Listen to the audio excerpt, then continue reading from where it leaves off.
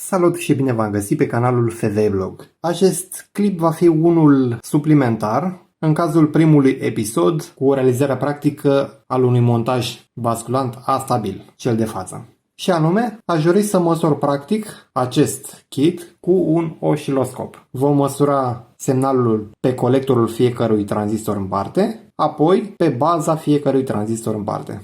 Să trecem la treabă. Aici vedem semnalul pe colectorul fiecărui tranzistor în parte. Cel galben este pus pe tranzistorul din stânga, unde avem LED-ul verde, iar cel albastru este pus pe tranzistorul din dreapta, implicit LED-ul din partea dreaptă roșu. Galben LED-ul verde, albastru LED-ul roșu. Acum am pus sondele pe baza fiecărui tranzistor în parte. Practic am pus după acele rezistoare de 47 de kΩ, că nu aveam de ce să atașez mai jos.